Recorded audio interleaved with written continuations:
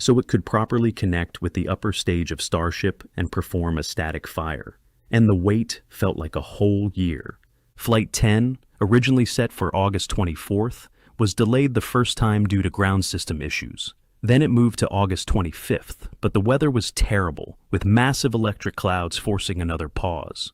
It wasn't until the third attempt that they finally launched successfully, just like the saying goes, third time's the charm. In the end, it was exciting to see Ship 37 take over and flawlessly complete all the missions of Ship 36. Feel it rising from my chest. Every heartbeat, I confess. Gravity's gone. I'm letting go. Floating up where spirits flow.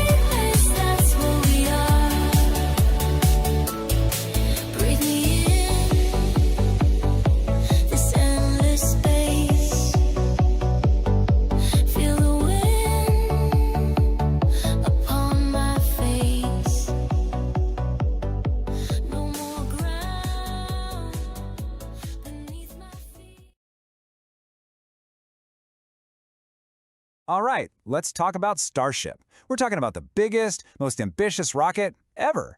But here's the real question. Is it just a giant piece of hardware, or is it something more? Something that could actually change everything for humanity? We're going to dig into the vision, the insane tech, and the promises behind it all. You know this quote from Elon Musk? It's the perfect way to kick things off, because it gets right to the heart of what Starship is really about. This isn't just some engineering project driven by spreadsheets and calculations. No, it's about chasing that dream we all had as kids, right?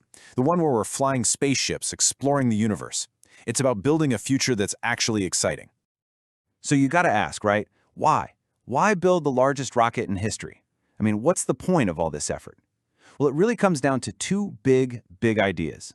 One is all about protecting our future, and the other, it's about making that future inspiring. Okay, so on one side, you've got the super logical, almost cold hard facts reason. It's an insurance policy for humanity itself. You know, making sure all our eggs aren't in one basket, so to speak. But then there's the other side, and this one is pure inspiration. It's this idea that life should be more than just, solving one problem after another. It's about having a reason to get up in the morning that's genuinely exciting. So how do you take a dream that big and turn it into actual reality? Well, it's happening. Right now, it's being forged from steel and fired down on the Texas coast at this incredible place they call Starbase. And the speed of what's happening there is it's mind-boggling. I mean, just look at this timeline. We're talking about a sandy spit of land barely above sea level transforming into the world's most advanced rocket factory in just a few years. That kind of pace, it's just not normal. It's absolutely wild. And listen to how the people actually building it talk about it. They call it alien-level technology. And that's not just some marketing line. It really gets at how surreal the whole thing is. Imagine seeing this stuff rising up out of the sand right by the ocean. It's just incredible. And here's the thing about the scale. It's almost impossible to capture. Seriously, photos, videos, they just don't do it justice. Anyone who's been there in person says the exact same thing. You just can't comprehend how massive this hardware is until you're standing at the base of it, craning your neck, looking straight up. So that's the key thing to remember here. This isn't some artist's rendering or a sci-fi movie prop. This thing is real. It's welded steel. And its absolutely colossal size, that's the whole point. Because let's be real, You can't build a city on Mars with a small rocket. You need something that's basically a flying skyscraper. Okay, so the size is insane, we get it. But what makes Starship a true game changer? What makes it revolutionary? It's not just the size. It's the one idea that's at the very core of the whole project: full, and more importantly, rapid reusability. And this cycle you're seeing, this is the secret sauce. This is the key that unlocks everything.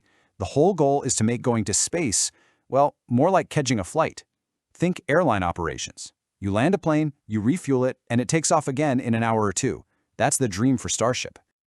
And that airplane analogy? It's actually perfect for understanding why they want to catch the booster with the launch tower. It's not just some crazy, cool-looking stunt. It's all about efficiency. The booster lands right back where it launched from, ready to be stacked and refueled. It's like an airplane pulling right up to the gate instead of landing somewhere else and needing a tow. It cuts out so much time and complexity. So to make this whole rapid reuse thing work, they have to crack two massive technological nuts. The first one is the heat shield. We're talking about a shield that can handle the insane heat of re-entry and then be ready to do it again, maybe the same day.